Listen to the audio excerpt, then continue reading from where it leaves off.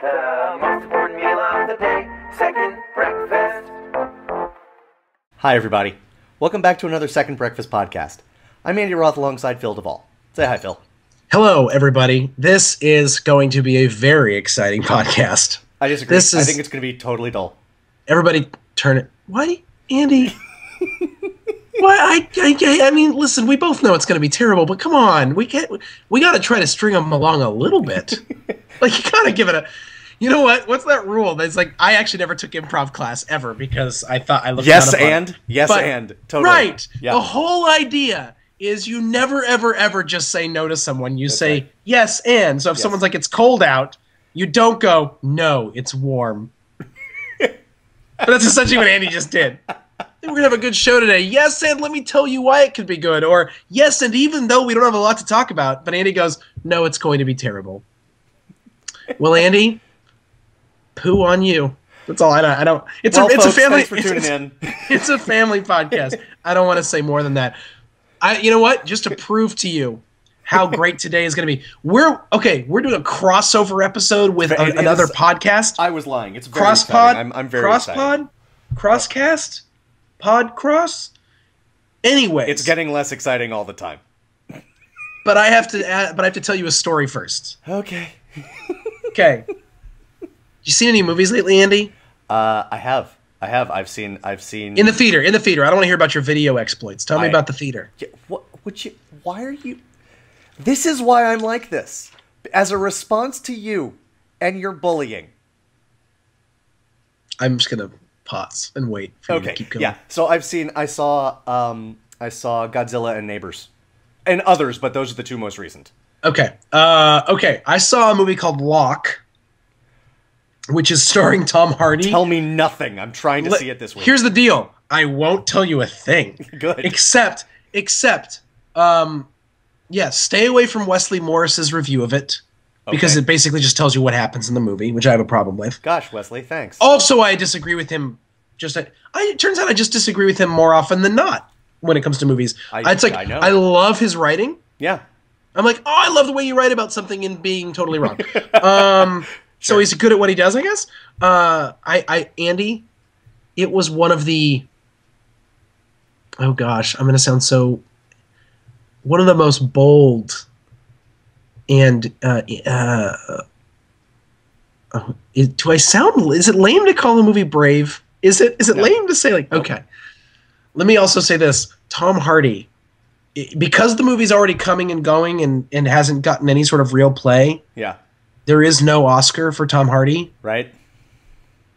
But there should be. You know, it's crazy that you're saying that because he's just so known for non-brave and choices. No, but let me say this. At some point with most people, you're like, all right, we get it. But this is something, is brave in a way that I've never seen him. Okay. I've never seen this Tom Hardy, which doesn't mean that there's never been this Tom Hardy before because I haven't seen every single thing he's done. Sure. But he's not wearing a mask and talking like that's not really fair at all. Evil. Yeah. But I saw a movie called Neighbors as well, and I have a story about this. Okay. So you all know, those who listen to our show, that I'm a family man. I've got a 3-year-old daughter and I've got a 5.5-month-old son. He's a family man, but not in the weird way of that like Nicolas Cage movie. Yes. Nor am I in the mafia. So there are many ways in which I am not a family man. Right. I'm a family man in the most, like, I was driving along today thinking, like, wow, I am a straight white male in suburban America. Mm-hmm. Like, just with a family and a job. It's just, like, I couldn't be more the ordinary. I don't feel bad about it at all. Like, I don't feel, let's be clear. I feel no shame. I feel it's part of the beautiful part of being what I am. It's just, I just recognize I am what I am, and this is the deal. Yeah. And but anyways, so my daughter, the 3-year-old, is off at grandma's house or something like that for the night. And my wife and my son is still of the age where we can wrap him up and take him to a movie, and he can sleep through the movie for the most part. Sure. So we moved in a couple months ago next door to these people who both have on their license plate Chico State alumni on their license plate. Now, I don't know if you know anything about Chico State, but when we were going to school, Chico State had the reputation for being the #1 party school in America. That's the one thing I know about it. Yes. Okay, good. So then, great. Yeah. So we pulled up, and there's on their license plate Chico State, and I was like, well, this will be interesting. And so we met our neighbors, and it's a husband and wife. They have no children, and they're about our age, a little bit younger, about 6 years younger. Chico State license plates, and they were like, good to meet you, blah, blah, blah, blah, blah. Super Bowl Sunday comes. They're like, listen, we kind of have a big Super Bowl Sunday blowout. Hopefully it won't be a big deal. Like, now here's the deal. It was fine. We have, like, they were loud, but we didn't really care, and they weren't loud late into the night, and we had our thing going, and they had their thing going, and it never really bothered us. But they're, like, super conscious, like, hyper aware of the fact that a priest moved in next door with his family. Right. And that they are what they are and we are what they are. And so they always kind of make jokes about it. So we have this sort of uneasy acquaintanceship. We're not really friends. We've never really hung out, but we're always like, hey, how's it going? We don't dislike each other. They're always like, you should come over. You should come over. No one ever comes over. Right. You know? Totally. So the other night I pull up. I get back from work. It's like 6 o'clock at night. They're sitting outside in their front yard with their dog. They got this little wading pool for their dogs. It's a heat wave in California. Sure. I come out front. The kid is away. I look at my wife. I look at them. I go, hey, y'all want to go to dinner and a movie? And they were like, when? And I was like right now. And they're like, what do you want to see? And I was like, I really want to see Neighbors. And they were like, we really want to see Neighbors. And I was like, let's go see Neighbors. And so we like all went to dinner.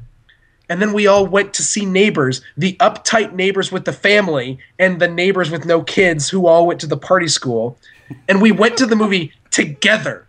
And like, but that's not even the best part. So I have my baby, my son, strapped onto me, okay? Like wearing my baby. Right. And of course, he starts to get fussy. So I watched literally the entire movie from the back of the theater, just walking back and forth. He was quiet. He was cool, but he wouldn't like. So I literally watched. I was probably sitting next to them for like 5 minutes of the movie. Okay. Most of the movie was Dad in the back, pacing. I love it. During the movie Neighbors that we saw with our neighbors. When the movie gets out, people are walking by me, going. More than one person looked at me and goes, "So this is what it's like." And I was like, too close to home. It's too close to home. The movie was way too close to home. But then like we walked out with our neighbors and they were like, so are we cool? Like they were really concerned. Right. It was like something like you say to your wife, like, honey, how do we tell them that they're driving us crazy? Take them to see this movie. Without being lame. Let's take them to dinner or a movie. Right. No, I like it. And so I was like, no, look, guys, that movie was so close to home for us as terms of how they try to deal with having children and try to still be cool. Although I would never go to a frat house and smoke pot with a frat brother. That's not an issue for me. Shrooms, but though. I've never done shrooms. Sure. Here's the problem with shrooms. I haven't done any drugs, so I'm kind of boring. But the problem with shrooms is you have to, what I've been told, you have to throw up. Because they're basically poisonous mushrooms. And apparently oftentimes part of it is you take them and you go like, and you throw up and then you have this crazy intense experience. I'm not interested in throwing up. I didn't know that. That makes me just indescribably sad. Like, maybe that doesn't happen every time. Maybe that doesn't happen every time. Clearly if I was going to do a hallucinogenic, it would be acid. But I'm not going to do any drugs. This is me talking in the land of make-believe. I love that you like experienced, like you had like a meta movie experience. That's it was the most meta. I mean, I couldn't have gone with better people for this. Sure. They really were like, all of a sudden they were apologizing again. This was after the dinner. They were apologizing again for the Super Bowl party. And I was like, you guys, right. You were fine. Like, we have no issues with you. But, you know what that's like? You know what that's like? I saw Captain America with a Nazi, and then I just like punched him at the end of the movie. I was like, Right in the boom! Punched him, and he went flew. I punched him, super punched him, Super and he punched flew him. through a building. That's right. I super punched my great. Nazi neighbor at the end of great. Captain America. I thought you were. I was really hoping you were going to say that you saw Brokeback Mountain with your secret lover. That's really what I was hoping you were going to say. You disappointed me yet again, and I know you have a Brokeback Mountain story. Don't worry. Well, now it's not a secret lover, is it? Is he? So okay, here's my one anecdote. That are you ready for the worst thing I'm gonna do all day? And it's not. Yeah, I think I'm sure it's towards me, so sure I am. So it's not to you that I'm technically doing this. I'm doing this to our viewership, folks. In a podcast soon, I will actually tell this story, but I'm going to tease this story right now. The phrase "family man," okay? Accidentally, I had the best of intentions. I swear to God, accidentally, because of that phrase. Okay, first off, for those who don't know me, I am a heterosexual male. All right, I have a girlfriend. I love her very much. Okay. And by the way, I can vouch for the fact that even when he didn't have a girlfriend or love her very much, he was still a heterosexual male. It's true. He's all straight. He's all straight. Not the first female I have been attracted to.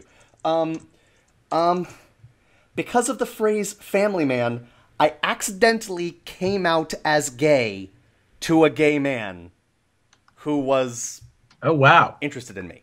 And that's all I'm going to tell you, because we got to move on. Tune in next time for the rest of that story. Huh?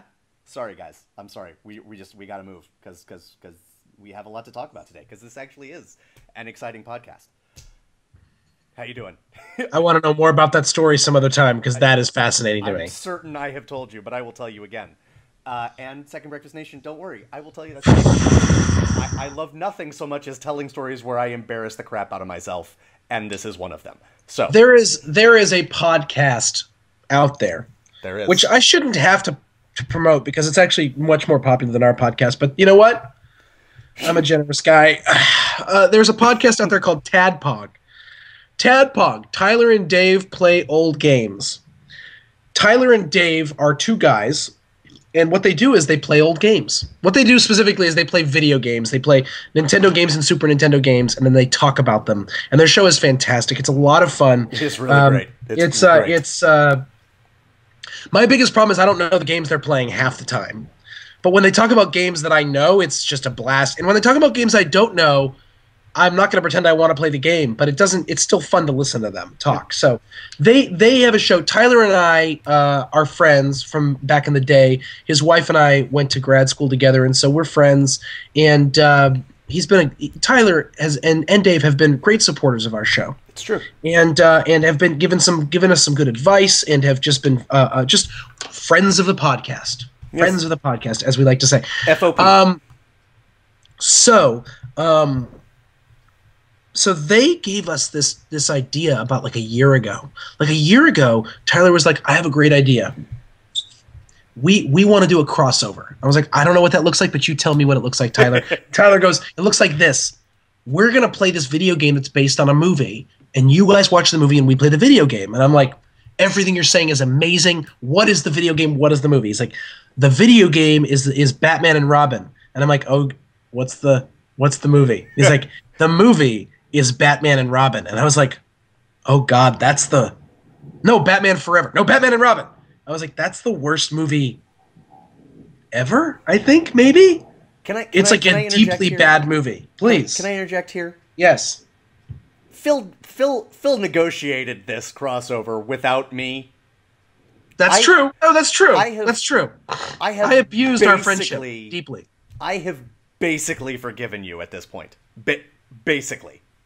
Not entirely. But I no longer, as the song goes, I no longer spit on the ground every time your name gets mentioned, shall we say. I appreciate that. These are the things that we do for brothers, and Andy and I are brothers. Not in the biological sense, but as Derek Zoolander says, more the way black people mean it, which I think is more meaningful. Sure. Okay. So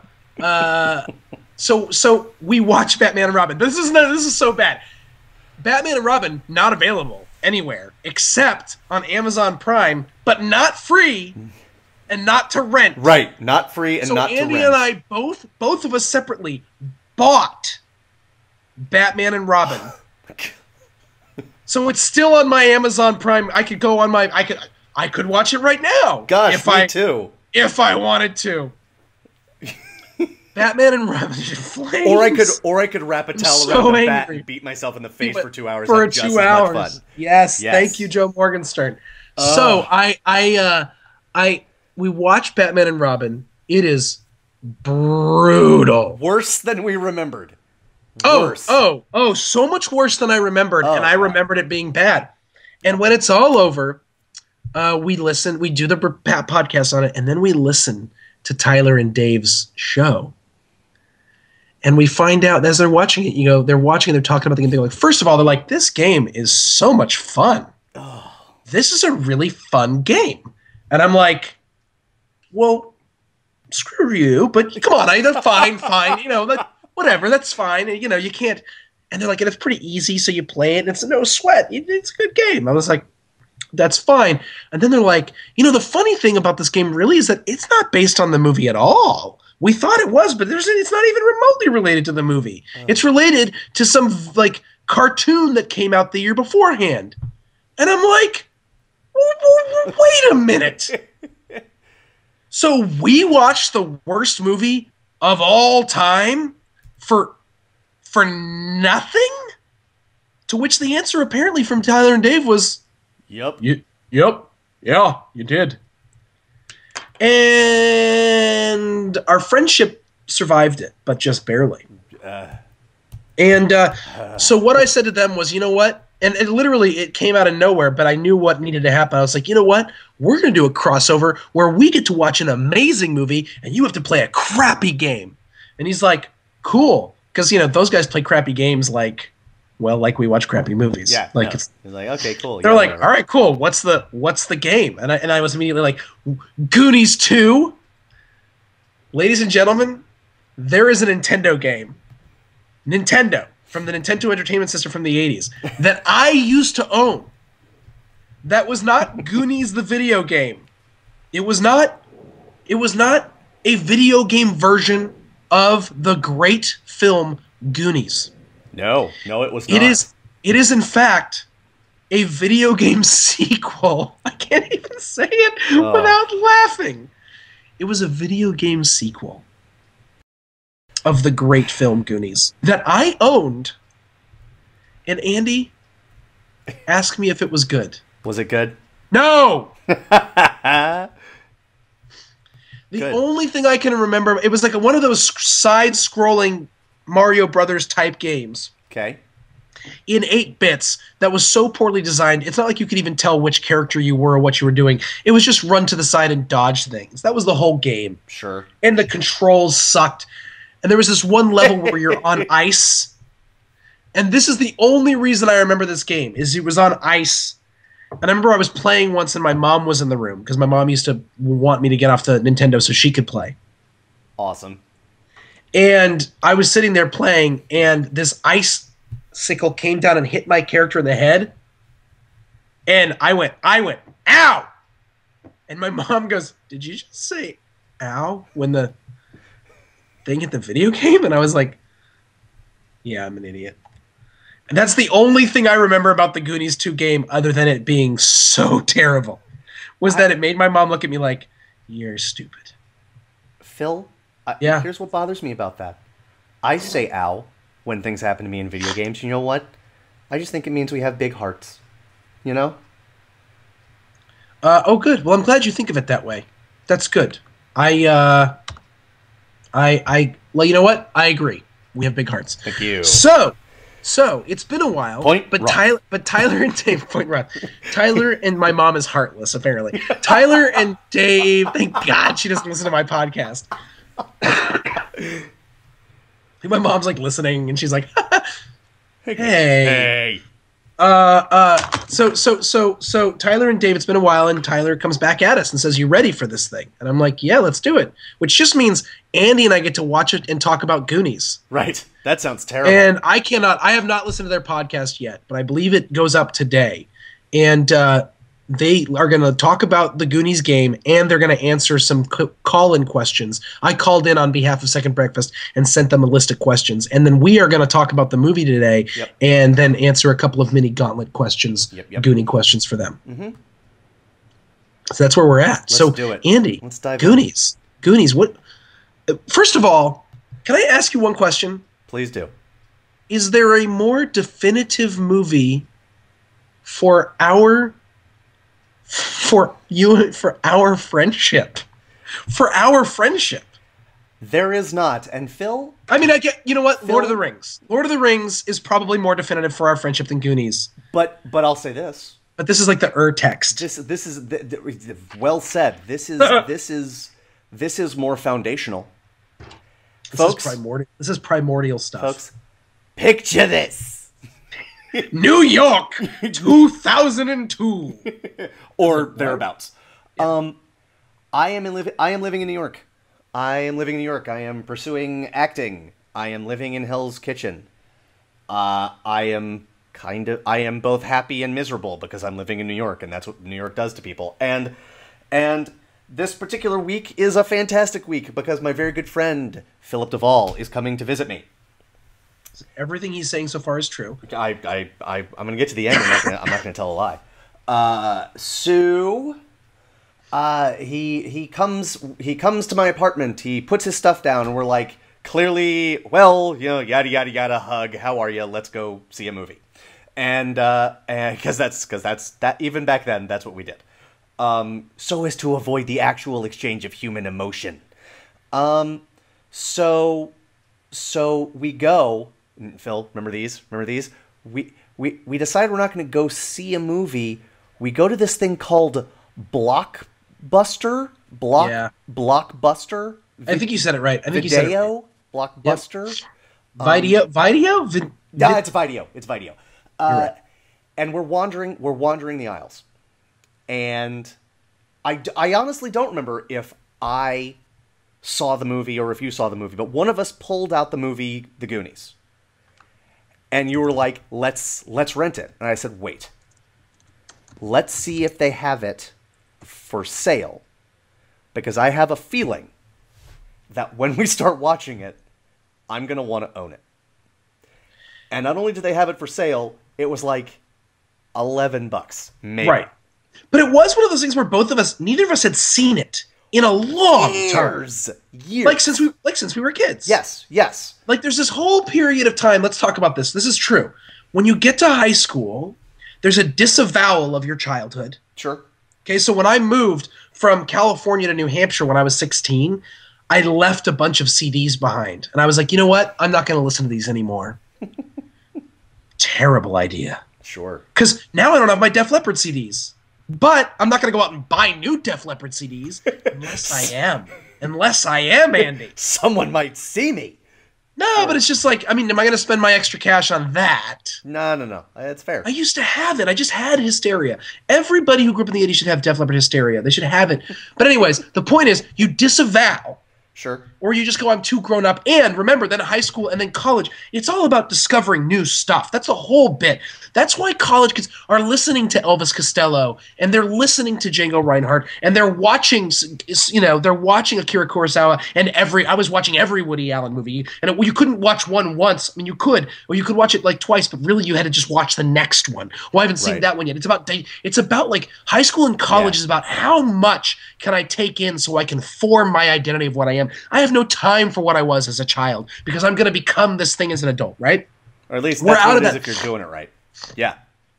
I think that's part of the picture. Yeah. So Andy and I go through that, and then you realize you're out of college, and holy crap, I haven't watched Goonies in, I mean, let's say 10 years. Yeah. Yes.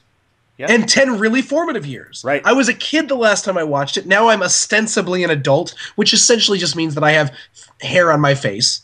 And I'm not in school. Like that's pretty much the only definitions anymore at that point, because they were the only two things that would have marked me as an adult at that point. Right. That's hair on my face and not in school anymore. So let's watch Goonies and see what happens.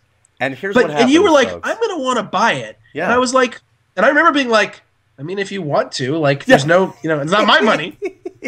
Not my money. It's not my But it wasn't but it wasn't a given to me that you should buy it at all. Sure.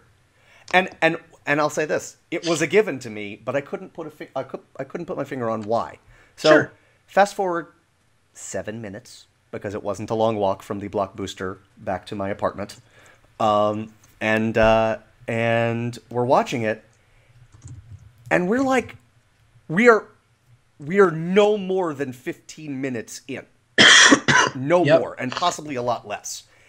And I pause it, and I turn to Phil, and I say, Phil, I have to ask you a question. Why do they not make movies like this anymore? And you said... I'll never forget. Andy, I don't think they ever did. This is just a perfect movie. They never made movies like Goonies. There is nothing like Goonies out there. Ever. And it's a deeply special film. And I will say this. While I don't think I put words or much thought to it at the time, you know, we've talked on this podcast, faithful viewers and listeners will know that we talk a lot actually about what we consider perfect movies, and our definition for a perfect movie is a story that is told the best it can be told, because objectively, what is perfection? It doesn't mean flawless. It doesn't mean flawless. It just means this is it's what it needs to be. Yes, it is. It is perfect in the sense of, like, from the Latin root meaning complete. It is like that. There's nothing added to this movie would make it better. Right. I think that conversation and that viewing of Goonies was what planted that seed in my head. Yeah. That conception of a perfect movie.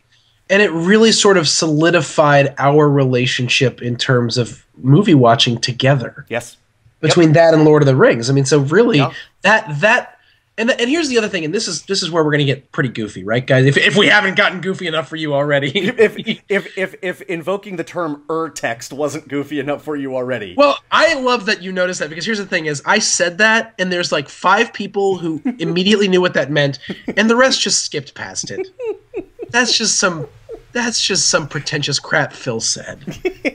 I know what I mean. Or they just think I stuttered and called it a text. day. Okay. So anyways, text. So anyways, but see, here's the deal. Movies for people like Andy, and well, for most people, but like, right, we're very conscious of it. It's a very personal thing. Yeah. And movies from your childhood are a very personal thing. Yes. Don't ever make fun of Stripes in front of me. Sure. Like, just don't. Yeah. Like, don't criticize it. I can criticize it. Right. But only around other people who I know love it. Nobody makes fun of my brother but me. That's it. Yeah. Yes. And so I think we both had this experience where we loved Goonies as children for very similar reasons. Went away from it, and then came back to it together at the same time and realized we were having the same experience together. It's true. It's true. And then we made sweet love. It's true. It's true. No, but I think we probably ate at that Island Burger place. Oh, we totally did. Or the Renaissance Diner that had those amazing fries and the honey mustard that I could, like, swim in. Oh my God. I believe you, but nope. It was going to be the Island Burger place because they had those shakes, and we went there pretty much every time I came to visit you in Chelsea. We were like, "Are we there yet? Is it Island Burger time?" You're like, "We're walking out of Island Burger." Yes, it's Island Burger time. It's Island Burger. Let's walk back in. Anyways, we were just here, and we only had 12 different kinds of shakes between the two of us. There are others we have to try. So many things we haven't tried yet. I can't breathe, but it doesn't matter. Yeah, no. Yeah. You know that website, This Is Why You're Fat? I don't need to go on it. I know why I'm fat. Right? Okay, like I'm clear. There's no question about this. So anyways, and that was a really great moment. But I watched Goonies again. I watched Goonies last night with 2 people in their mid-20s, and then 5 kids that are all teenagers, and most of them had seen it. Oh, okay. Interesting. But they, to a person, loved it. Yes. And I want to talk a little bit about when Andy and I say there's nothing like this movie.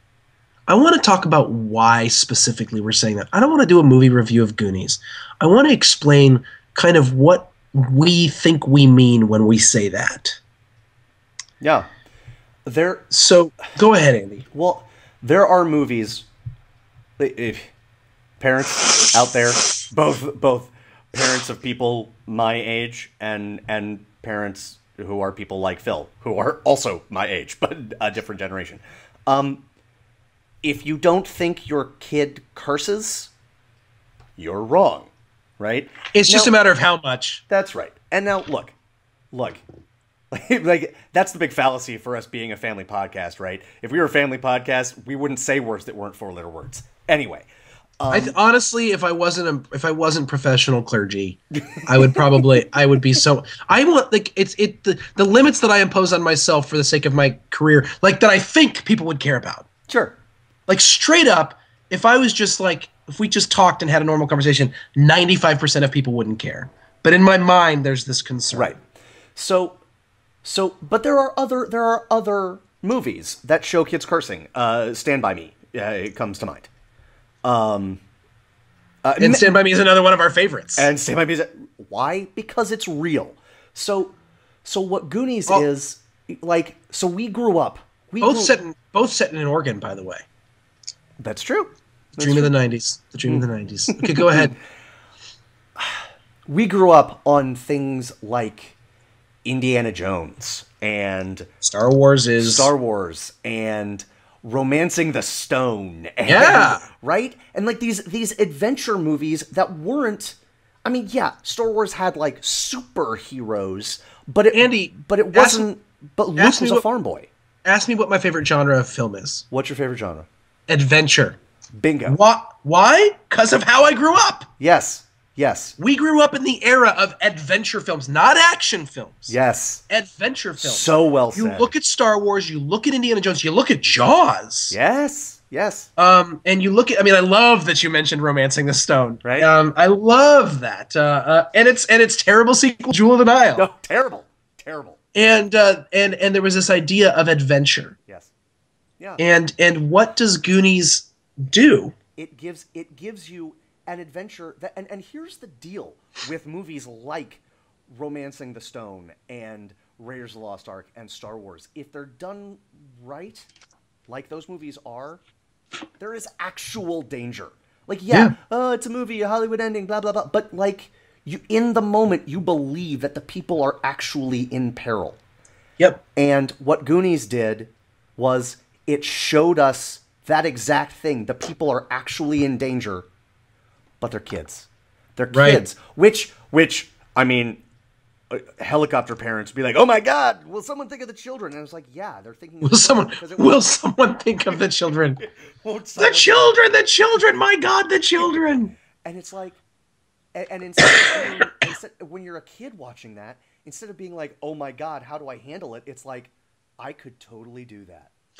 And no movie, and this is the beauty of Goonies, is that it's one or two movies that actually allows kids to do it.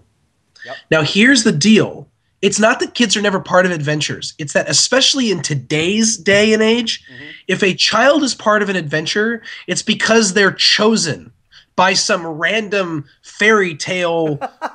Well said. Like, oh, you didn't know that you were secretly the keeper of the jewel? Right. What? Oh, yes, there are mystical forces beyond your control that make you the keeper of the jewel since 10,000 years from before the age of yore. Dude, what? You have a lightning bolt scar on your head. Right. Clearly, you are important. Or a radioactive spider bit you. Right. Yes. Or you are a mutant. Yes. Now, these are great. Listen, I love the mythology of comic books. We've talked about it. It's great. It's interesting to me. Yep. That's fine. Yep. Okay? There's nothing special about the Goonies kids. In fact, the point of them is that there's nothing special about them. Goonies is short for Goondocks, which is they live in the boondocks, so they call it the Goondocks, and they're the Goonies. Yep. And they own it. They take that thing, and they own it. And the adventure that happens to them happens to totally normal kids who are total goofballs, and it's totally unrealistic, but who cares? Because the adult movies of adventures, I mean, Indiana Jones is totally unrealistic. We don't care. It allows the kid to be a part of it. Yes. It allows for real danger. It allows for a 12-year-old to say shit. That's important. It's true. Why is it important? Because mom and dad, when you're not in the room, we're saying shit. It's what we do. Like, why? Because we're kids and we want to see what we can get away with. It's true. That's true. When high schoolers found out that I didn't care if they cussed, they would like really cuss. And then I'd just be like, all right, look, let's go back to the rules where I'm an adult, because clearly I get that you're having fun with this. Pump the brakes. But let's just slow down a little bit. Let's pump the brakes here, kids. I get that this is fun for you, that I don't care, but maybe we should go back to me caring a little bit, because look, we just gotta it's just us trying, right? Yeah, there's so many unrealistic, ridiculous things about Goonies, and I would put Stand By Me in that same category. Mm-hmm. Actually, maybe I wouldn't put Stand By Me. Stand By Me might be terrifyingly realistic. That's fair. That's fair. That's fair. But they took us. But here's the thing that we need to say: we felt like we were being taken seriously. Yes. Yes. And that really matters to us. And you know, and every scene there are elements of humor and of and of delight and of horror. And of real drama. I mean, the thing underpinning this entire quest is the fact that, like they had no one who was going on this quest, even Mikey, the leader of the Goonies, nobody has any reason to believe that they will be successful. They're hoping.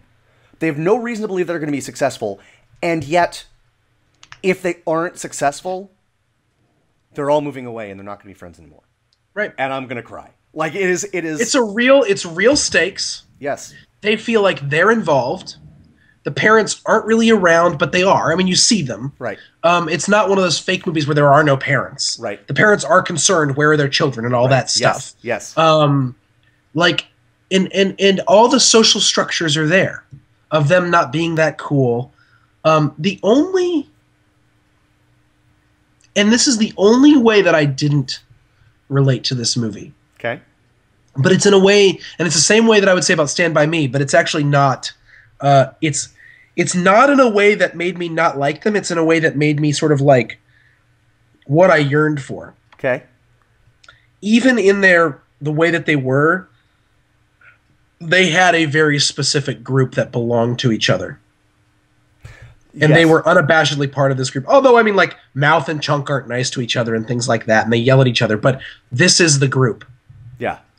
Stand By Me is the same way. This is the group. That's true. In both movies, they make fun of the fat kid, which growing up as the fat kid, I was very uncomfortable with, but that's another thing. And there's issues 30 years later in watching the Goonies about certain, like, there's some political correctness stuff, that cultural stuff, shall we say, that indeed might be dealt with differently, like the entire character of Sloth. It's just like, I don't know what you're talking about. I don't know what you mean. And all I will say is, if they could find a way to take something and simultaneously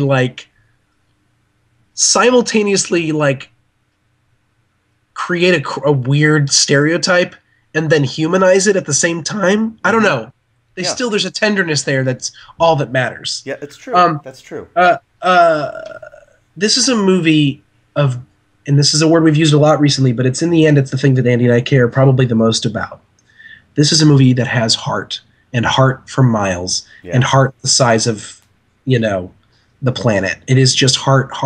And it is, but with kids who yell at each other and call each other names, and it takes the ridiculous adventures for adults and makes it totally plausible for children.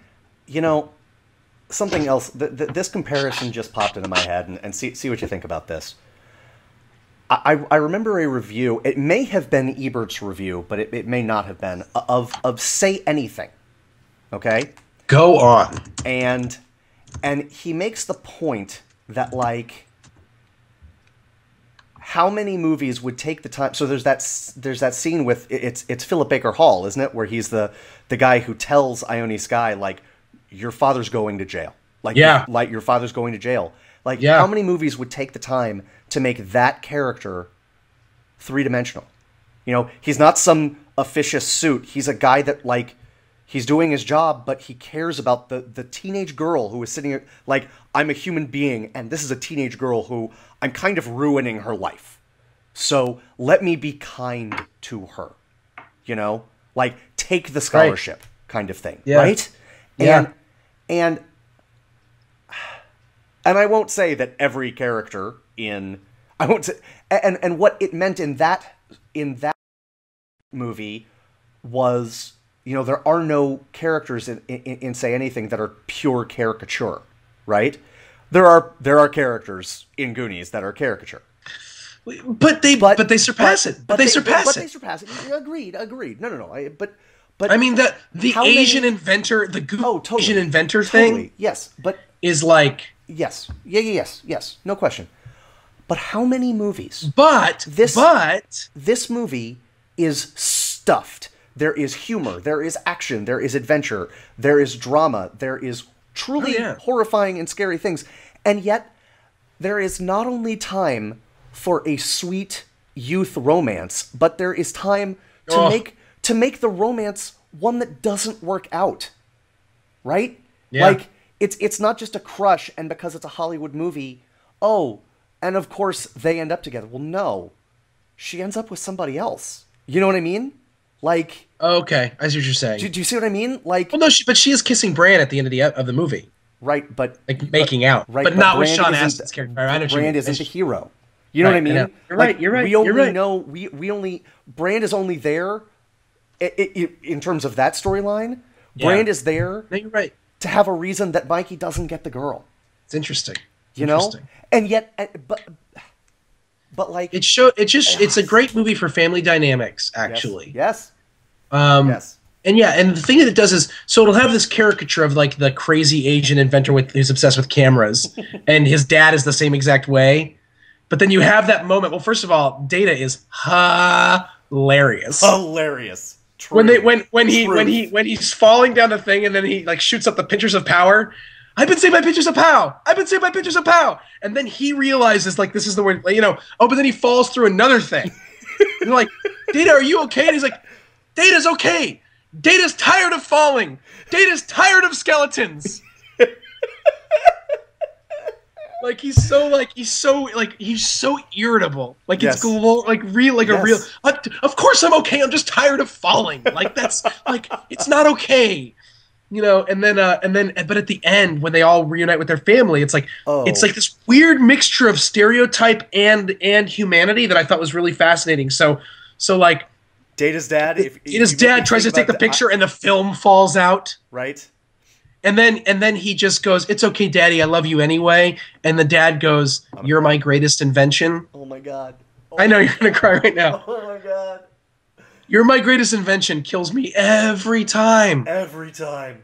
And then Chunk's parents show up, and they have a pizza with them, and it's like, all right, I get it, he's the fat kid, and they bring him a pizza.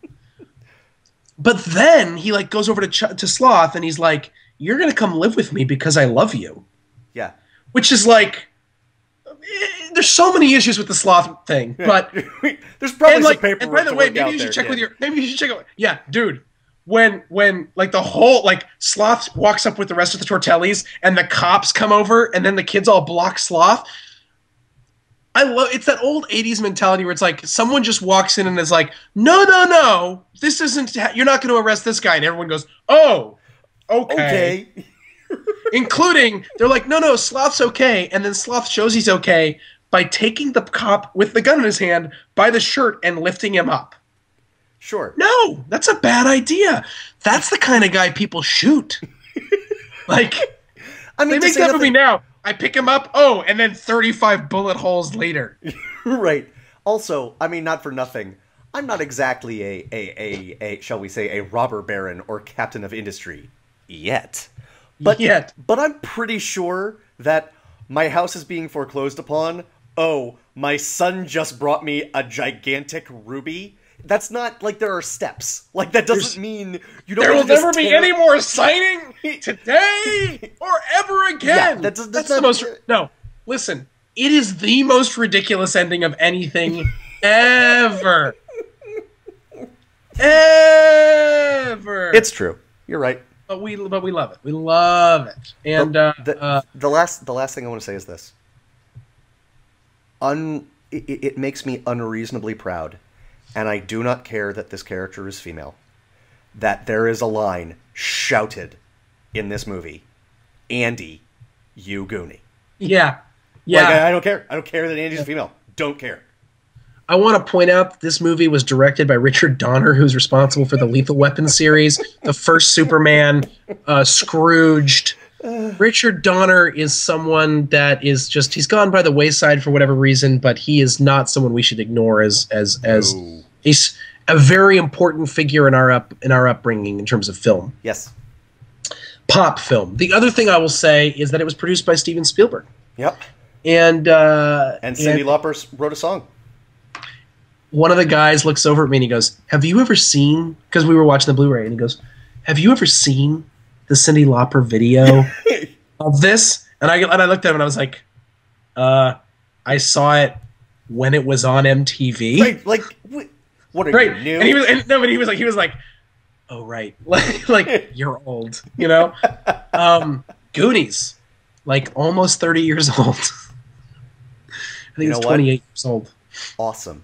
Yeah, no, you're right. And I was watching it thinking, when I'm in an old folks' home, this is the movie I'm going to be watching going, they don't make anything like this today. It's all crap. And you know what? You'll be right. But you would have been right in 1990 and in 1995 and in 2000. You know. I'm so glad that we had an excuse to talk about this movie. Me too. We didn't even talk about Sean Astin or Josh Brolin or Corey Feldman. Anyways, but there's so much to say about Goonies. We could do a Goonies week. Yeah, we could do a Joey Goonies month. Pants. Oh my goodness, the bad guys are so good in this movie. Yes, I'm starting to like this kid, Ma. The guy who what's that guy's name? He's not Joey Pantoliano. He's the other guy. Robert. Is it Robert Davi? Yeah, he is phenomenal in this movie. Yes. When I didn't get this as a kid because I knew no Jews as a kid. But when Chunk runs up to the car and he's like, "There's these terrible people. They're the Fratellis. It's the Fratellis, not the Tortellis. It's the Fratellis." And da da da da da da da. And then the guy turns on the light so he can see who he's talking to, and he immediately starts going, "Baruch atah Adonai Eloheinu." Like he just starts praying in Hebrew. And then Robert Davi starts being like, "Oh, Mamma Mia," and he starts singing in Italian. It's just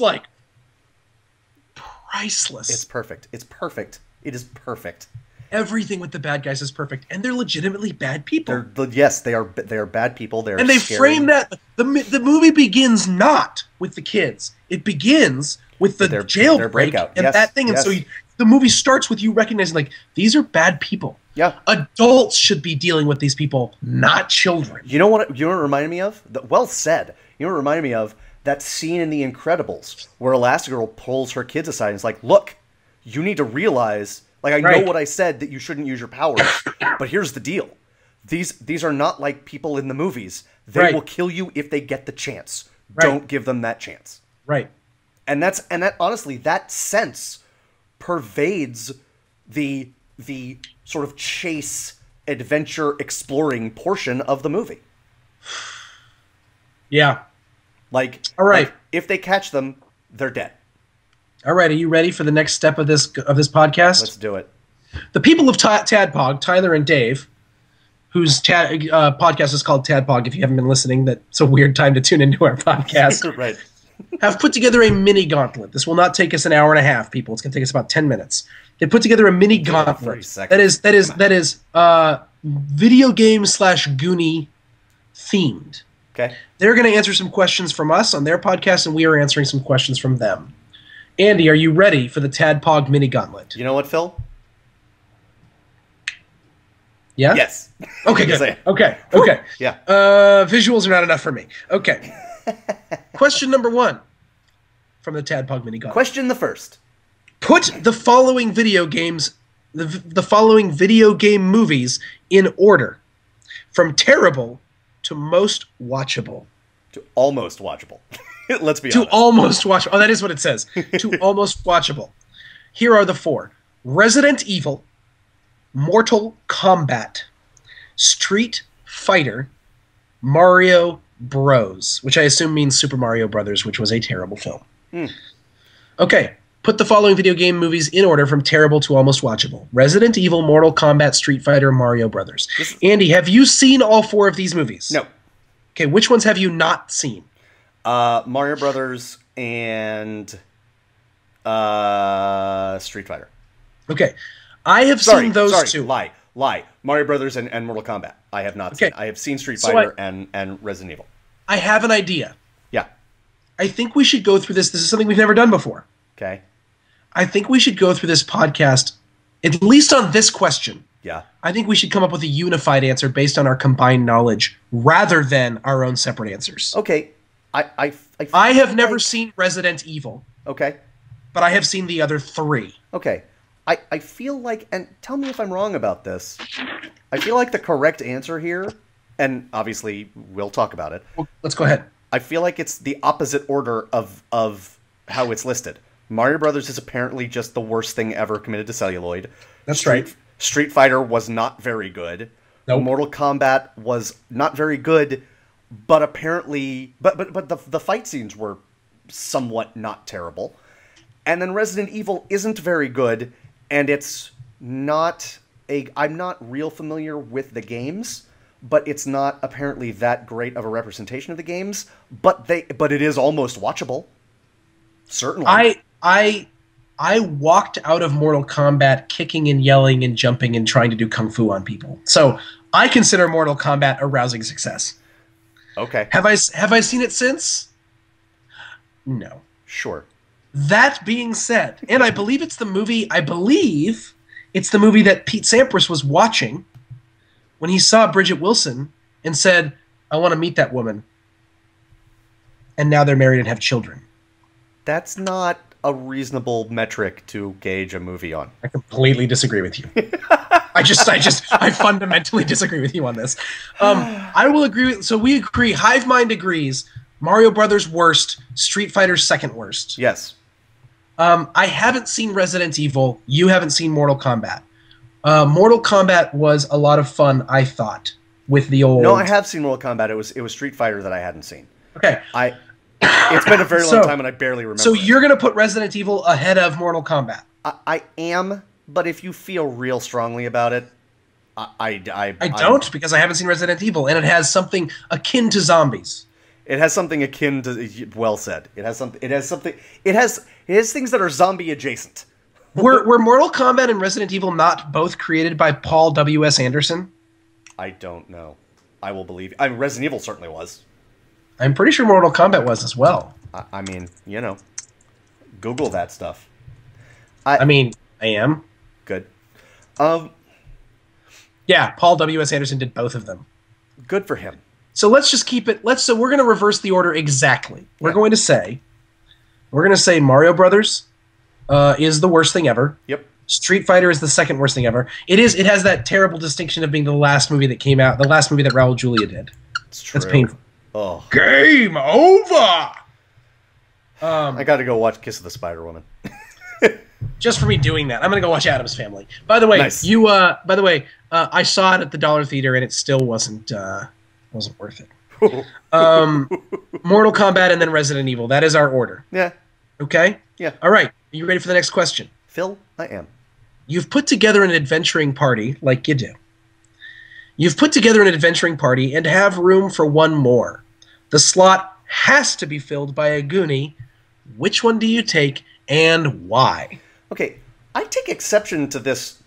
Like, why wouldn't I just hire the Goonies? Like, why are you saying like, oh, it has to be filled like a Goonie, but filled with a Goonie? Like, Andy, like I wouldn't want a Goonie to fill out my adventuring party.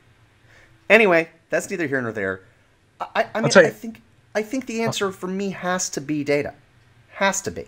I'll tell you what.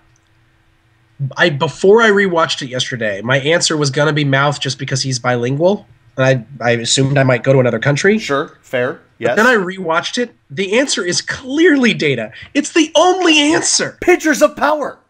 Listen, I get what Mikey brings to the table, which is heart, but Andy and I already have that. I'm assuming you and I are at an adventuring party together. No, totally. Andy and I already have heart for Miles. Yeah, the last thing we need is a third one of us. Right.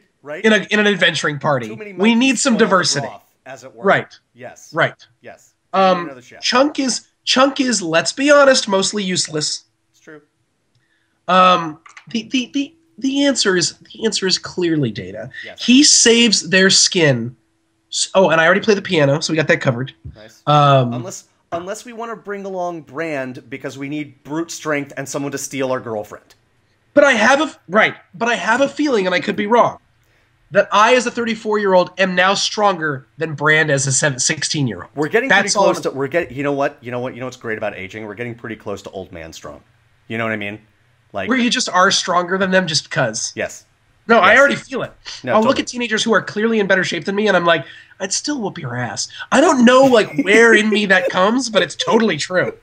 And it's just this sort of like, I've seen babies being born. What do you got? Like, what do you got? Like, you got, it's just whatever. Like, ooh, you went to football practice yesterday. That's sort of how I feel. So I don't really need Brand. I think pretty much Data is what we need. Sure. I think he is the MVP of the Goonies. Agreed. Okay. And he is his dad's greatest invention. What else are you going to say? I'm going to cry. Don't make me cry again. I know. I'm sorry. Slick shoes? I'm sorry. Oil slick shoes? Ugh. Where'd that boxing glove even come from? I know. I love it. Data. I like that she doesn't know how to say his name. Data. Use the back door. All right. She comes home and the screen door is just friggin' ripped open.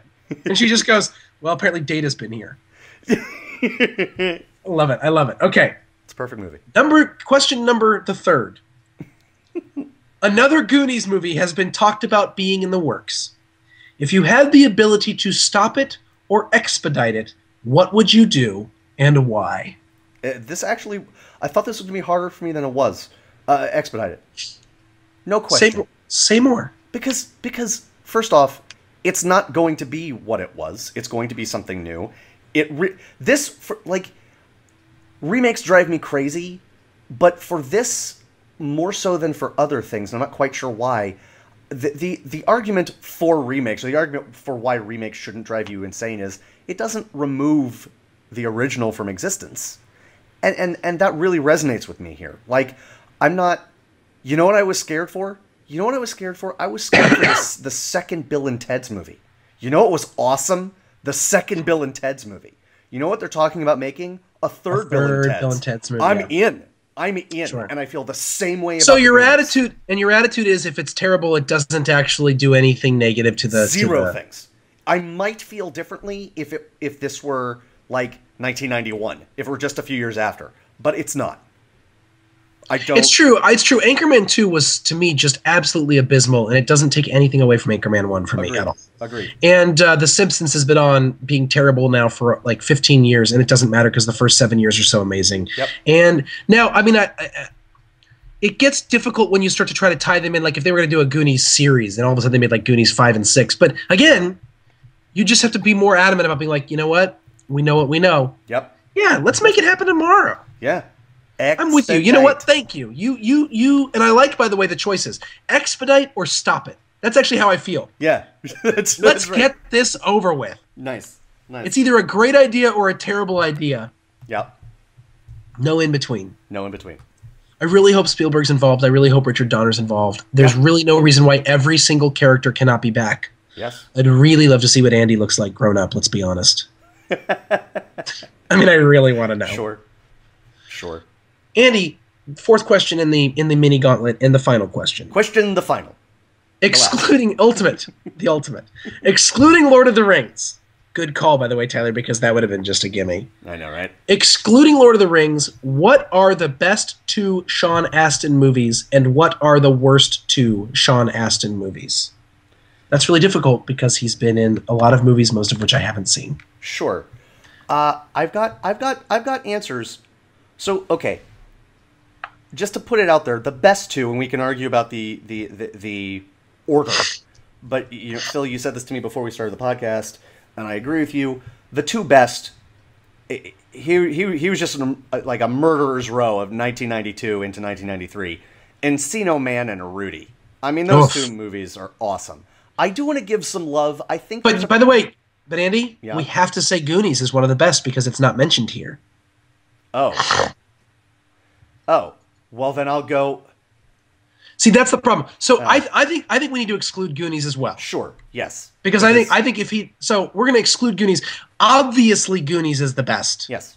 Alongside Lord of the Rings. Yes.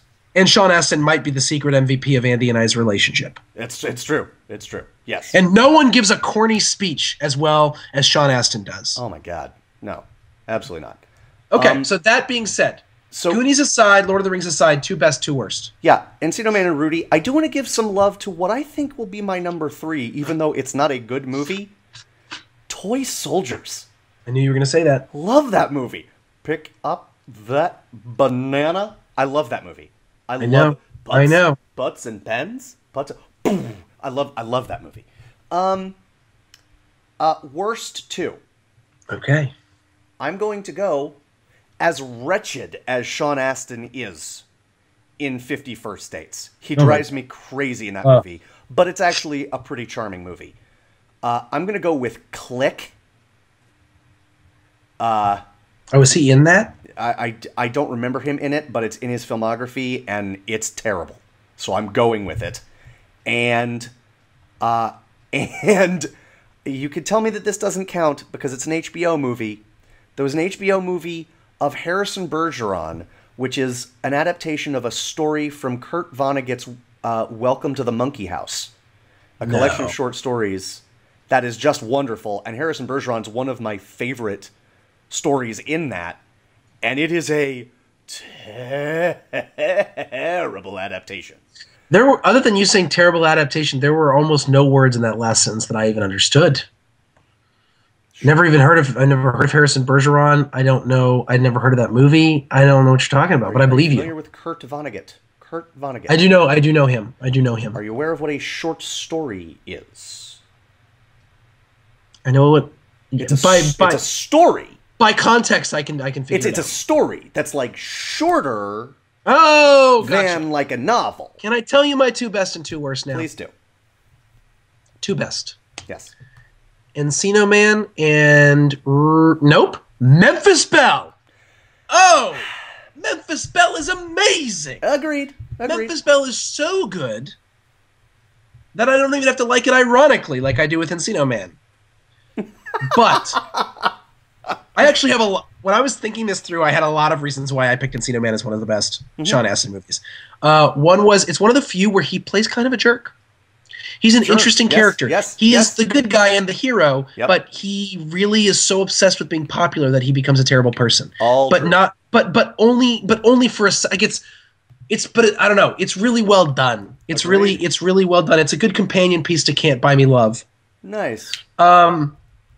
Another 80s gem, except that Encino Man came out in 1992. But I think the 80s lasted until 1994. So that's a whole other subject. Let me say this about Memphis Belle. I love that movie. I love it. If I had seen it more, I would know more. Like I'd be more comfortable mentioning it. I feel like I've only seen it once in the theaters and maybe once on Video Sense. Whereas I've seen Encino Man, Rudy, and Toy Soldiers, somewhat embarrassingly, quite a bit. We went and saw. I've seen Memphis Belle twice in the theater, and I remember seeing it. My dad and I went to go visit my brother in college in Arizona, and we went to see Memphis Belle. And at one point during the movie, I was complaining that I wasn't getting enough popcorn, and my dad just took the popcorn and dumped it out on my lap. Awesome. It was amazing. It was amazing. I was like, did that just...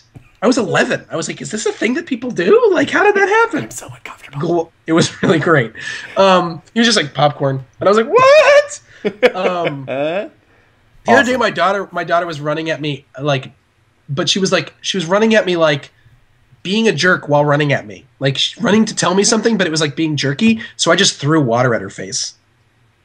It was awesome. And she was like, what? What just happened? Like a spray bottle with a puppy? Yeah, pretty much, essentially. Okay. And then I handed her the cup and she threw water in my face and she was like, oh, this is cool, we're good. Encino Man and Memphis Belle, my 2 favorites. Least favorite, I don't remember him in Click. I'm choosing 50 First Dates, And Sure. I'm choosing. I mean, this is the problem. Is there's so many? I don't even know. Like, Yeah, no, I haven't seen him. Absolutely. I haven't seen him. I haven't. So it's like, I guess Click. I mean, I might choose Toy Soldiers because it's not actually a good movie. Sure. I might say I don't know if it's actually better. Oh no! Wait, I'm sorry. I've got it. It's All right. it's 50 First Dates, and it's Like Father Like Son, because I've seen Like Father Like Son, the body switching movie with Dudley Moore and Kirk Cameron. Oh no! And I've seen it at least 3 or 4 times. Oh, Phil. Yeah. Are you okay? Yeah. Phil, are you okay? I mean, I am now. It was 25 years ago. Okay. I survived it. Here I am. Barely. Still standing. Sorta. That was the time when that came out the same time that Vice Versa came out, which is the body switching movie with Judge Reinhold and Fred Savage. Yep. Which was a better body switching movie. Because it couldn't be worse. Big got thrown into that, although it's not technically a body switching movie. And because those movies together couldn't carry Big's jock. Well, that's a whole other story. That's an entirely different podcast. That's a whole other jock. All right. That's the gauntlet. Yeah. The mini gauntlet, and that's our podcast, and that's our conversation about the Goonies and about TADPOG. TD, Tyler, Dave, if we can keep doing this, but you're not showing us Batman and Robin again. That's not happening. You're bad. I'd love to do another crossover with y'all, and eventually we'll have them on the show, and they'll have us on their show. But we're just honestly, as a reversal of the famous line, we don't have the technology. We don't have the right. We cannot build that. We cannot build that. Not yet. Not yet. Soon. Not yet. Soon. Not yet. Folks, thanks for listening. You know what? This is gonna be a Goonies podcast from now on. We're talking nothing but Goonies. I love it. We're gonna deconstruct every line in the script. We're gonna line by line. That's great. I'm for that. Yes. I'm gonna go watch Goonies again. Folks, this has been another Second Breakfast podcast. For the podcast, I'm Andy Roth, and that is Phil Duvall. Like us on Facebook. Follow us on Twitter at 2NDBKFST. And if you have questions or comments, you just want to tell us how much you love us, we like hearing that. We're emotionally needy. Email us. Where? secondbreakfastpodcast@gmail.com. Yep. That's SECONDBREK. I forgot it already. It's all the words. It's all the words. No dots, no dashes. Yes, no numerals. Secondbreakfastpodcast@gmail.com. Folks, we are Second Breakfast. We will see you again real soon. Bye-bye. Bye. The most important meal of the day. Second